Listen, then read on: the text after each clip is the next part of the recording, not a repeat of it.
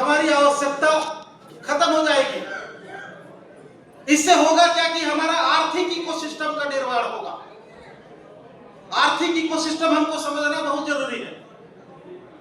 जब भी हम लोगों को पैसों की जरूरत होती है तो क्या करते हैं, जितना भी कमाते हैं सबको तो बाजार में दे दिए।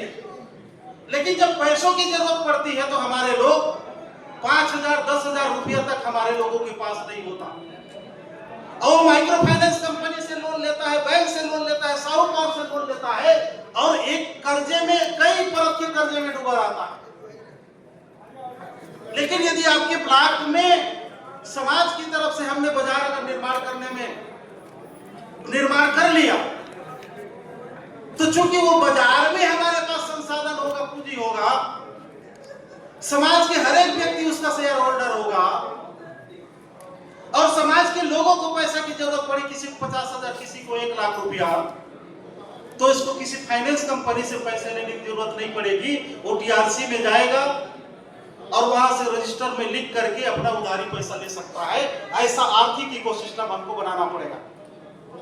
पैसा जितना ज्यादा दौड़ता है उतना ज्यादा वो संपत्ति बनाता है, लेकिन हमारे पैसे हमारे बीच में नहीं दौड़ता, हमारे पैसे दूसरों के पास दौड़ता है।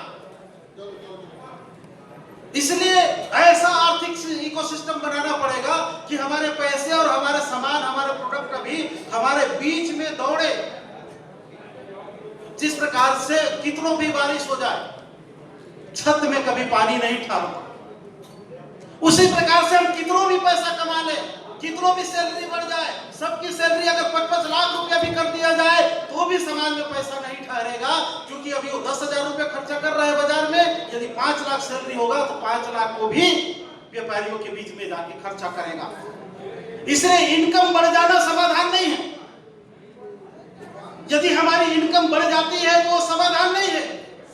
समाधान यह है कि हम अपने इनकम को से किस तरीके संपत्ति का निर्माण कर रहे हैं और हमारे पैसे कहां पर खर्चा हो रहा है, इस बात पर तय होगी कि हमारा समाज आर्थिक रूप से कितना मजबूत होगा।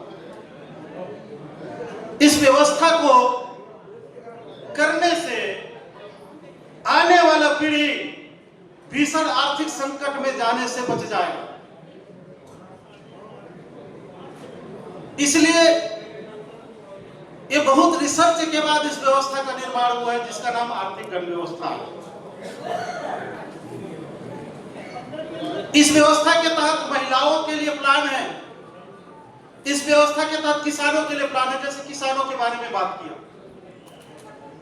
10,000 किसान लोग एक ब्लॉक में एक खेती में 40-40 हजार रुपया लगा करके 40 करोड़ दूसरों को दुकान में लगा देते हैं।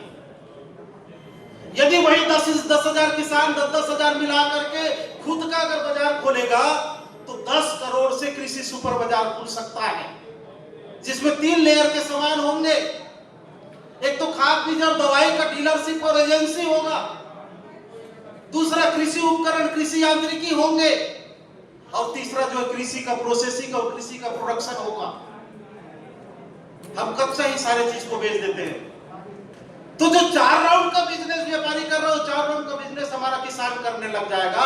इसलिए हर ब्लॉकों पर टीआरसी कृषि सुपर बाजार की स्थापना करना जरूरी है। उसी प्रकार से महिलाओं के लिए प्लान है। महिलाओं के लिए सरकार कई प्रकार की स्कीम चला रहे हैं। किसी प्रकार से उनका आर्थिक उन्नति हो, स्व सहायता समूह बनवाते हैं, उनको कई प्रकार से फंड देते हैं। लेकिन पूरे देश भर की महिला लोग, कुछ लोगों को छोड़ दिया जाए तो जितनी ज्यादा लोन लेने की बैंक के माध्यम से, चाहे स्व सहायता समूह के माध्यम से उसको लोन लेने की क्षमता बढ़ी है, उतने ज्यादा वो कर्जे में डूबा हुआ है। वो माइक्रो फाइनेंस से लोन लेता है 2% महीना में, साल भर में 24%, और कर्जे में सभी महिलाएं डूबे हुए।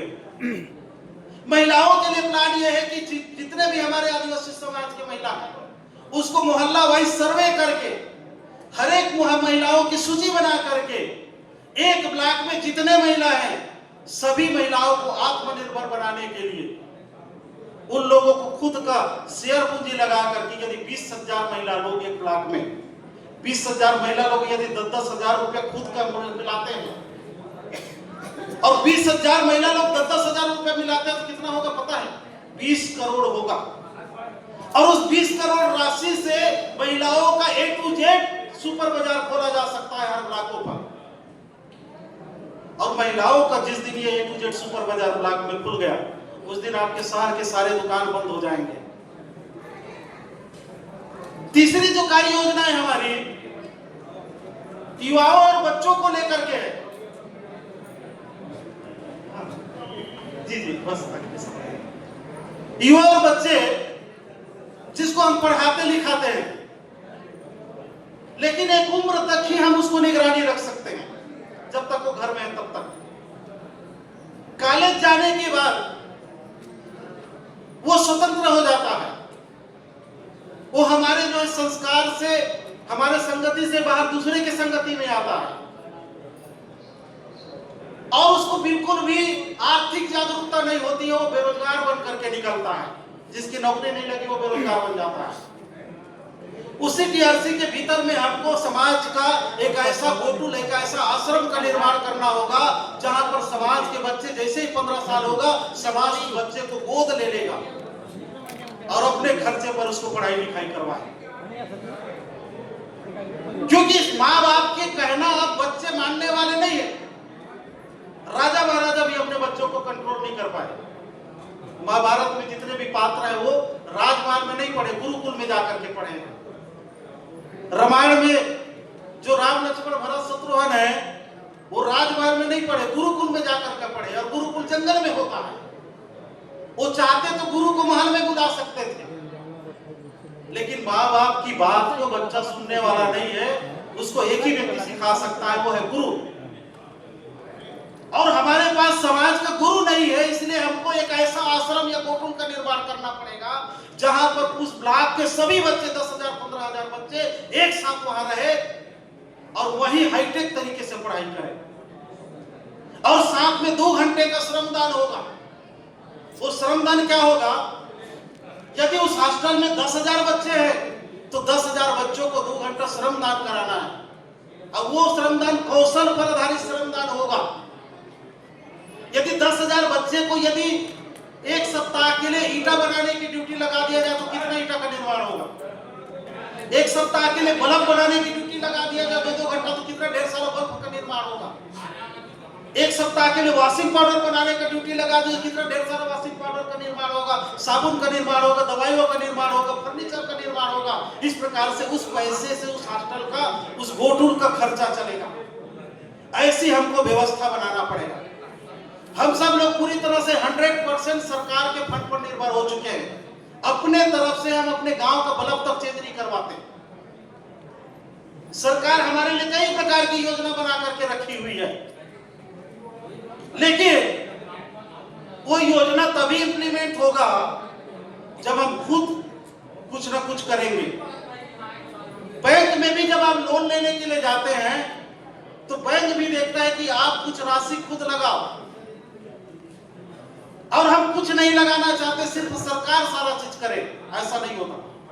दूसरा चीज जो सरकार की स्कीम बहुत से है, लेकिन बहुत से लोग चाहते हैं कि जिला उद्योग कार्यालय से कई प्रकार के जो लोन की स्कीम चल रहा है, उद्यमिता की स्कीम चल रहा है, उससे हम लोग तरक्की करेंगे, ऐसा सोचते हैं बहुत से लोग। आपका प्रोजेक्ट पास भी हो जाएगा, क्योंकि आप ही के लिए, हमारे लिए ही वो प्रोजेक्ट बना हुआ है। लेकिन वहां फेल कहां पर होते हैं? जब उस प्रोजेक्ट को लेकर के जब अपने बैंक में जाते हैं नजदीक के, तो बैंक वाला आपको प्रोजेक्ट लोन देने के लिए रेडी नहीं होता है। क्यों नहीं होता है? क्योंकि आपके पास व्यापार करने का बिल्कुल भी गुण नहीं है। बैंक वाले को कैसे पता चला कि आपके पास व्यापार करने का गुण नहीं है? वो आपके बैंक खाता को देखता है, स्टेटमेंट को देखता है। तो हम तो कैश कमाते हैं और कैश ही खर्चा कर देते हैं ना, नगद कमाए और नगद ही खर्चा कर दिए। कभी हम अपने इनकम को खाते से बाईपास नहीं करते हैं, तो खाता में इनकम दिखेगा ही नहीं। जब खाते में इनकम नहीं दिखेगा तो बैंक आपको किस आधार पर लोन देगी? नहीं दे सकती ना। तो ये अकाउंट मैनेजमेंट भी हमको सीखना पड़ेगा। आपको कहीं से भी रुपया आता है, चाहे आपके नाना दिए, नानी दिए, चाहे रिश्तेदार के गए वहां दिए, तो उसको पहले खाता में डालिए, भले निकाल करके खर्चा करिए। 1 महीना में 10,000 15,000 का ट्रांजैक्शन दिखाइए कम से कम। और आयकर रिटर्न न भर करके 3 साल का आयकर रिटर्न भर करके उसके बाद प्रोजेक्ट के लिए अप्लाई करिए। आपको उद्योग लगाने के लिए, व्यापार लगाने के लिए आपके प्रोजेक्ट पास भी होगा और बैंक लोन भी देगा। हमारे पास बहुत सी चीजों की समझ है समाज में, लेकिन अर्थव्यवस्था को लेकर के जीरो समझ है। हमारे लोग देखा देखी में कुछ व्यापार भी शुरू करते हैं, लेकिन ट्रैप में फंस जाते हैं उद्योगपति और व्यापारियों के। कैसे फंसते हैं? मान लीजिए किसी ने यहां से प्रेरित होकर के गया घर में अपने, और उन्होंने व्यापार खोलने की, धंधा पानी खोलने की उन्होंने निर्णय ले लिया। तो हमारे लोग जब व्यापार करते हैं तो क्या चीज का व्यापार करेंगे? किराने का करेंगे, श्रृंगार का करेंगे, हार्डवेयर के करेंगे, यही करेंगे ना। पानी वाटर अब वो शुरू कर देता है, उसको कुछ भी जानकारी नहीं है, उसमें देख करके सुन करके शुरू किया, और शुरू करेगा तो कितने रुपए शुरू करेगा? छोटा दुकान है, कोई 50,000 से करेगा, कोई 1 लाख से करेगा। व्यापार शुरू करना कठिन काम नहीं है। यदि कोई व्यक्ति 1 लाख का व्यापार शुरू किया, दुकान शुरू किया, लेकिन सबसे बड़ा सवाल है कि वो 1 लाख के सामान को कितने महीने में बेचेगा? क्या लगता है कि 1 लाख के सामान को हमारे लोग कितने महीने में बेच पाएंगे? वो सुन करके धंधा शुरू कर दिया। 1 लाख का उन्होंने किराना दुकान खोल लिया, तो 1 लाख के सामान को कितने महीने में बेचेगा? आप लोगों को क्या लगता है कितना महीना लग जाएगा 1 लाख के सामान को बेचने में? है 3 महीना लग जाएगा क्या? 3 महीना लग सकता है ना, ज्यादा लग सकता है। फिर भी हम 3 महीना अनुमान लगाते हैं। किराने की दुकान में 10% मार्जिन है, 1 लाख का सामान बिकेगा तो कितना कमाएगा वो? 10,000 रुपए। जी बिल्कुल सर, 10,000 रुपया कमाएगा। कितने महीने में कमाया 10,000 रुपया? 3 महीने में कमाया, तो 1 महीने में कितना कमाएगा? 10,000 को 3 भागित कर दीजिए, कितना हो जाएगा? 3,000 रुपये महीना ना। 3,000 रुपये महीना है तो 1 दिन का रोजी कितना बनेगा? भागित करिए 30 दिन में, कितना होगा? 100 रुपया। मजदूर का मजदूरी दर कितना देता है? 300 रुपया। खुद कितना कमा रहा है? 100 रुपया। उसको व्यापार नहीं कहते, उसको सेल्फ एम्प्लॉय कहते हैं। और हमारे लोग व्यापार के नाम पर सेल्फ एम्प्लॉय बनते जा रहे हैं, और सामान किसका बेचते हैं? उद्योगपति और व्यापारियों का। तो ये ट्रैप है, इस ट्रैप को हमको समझना पड़ेगा। प्रॉपर जो है आप सब लोगों को, युवाओं को, नवयुवकों को, सबको इसका बेसिक ट्रेनिंग लेना पड़ेगा। अभी तो खैर समय की कमी है, हम चाहेंगे कि एक आध और जो है बढ़िया उसी विषय पर 1 दिन का 2 दिन का जो है बढ़िया से कार्यशाला हो जाए, ताकि छोटे छोटे जो हम लोग गलतियां कर रहे हैं उन गलतियों को भी सुधारा जा सके। बस मैं इतना ही कह करके अपनी बात को यह फिर विराम करता हूँ। बहुत बहुत धन्यवाद। सादर सेवा, जोहार सादर।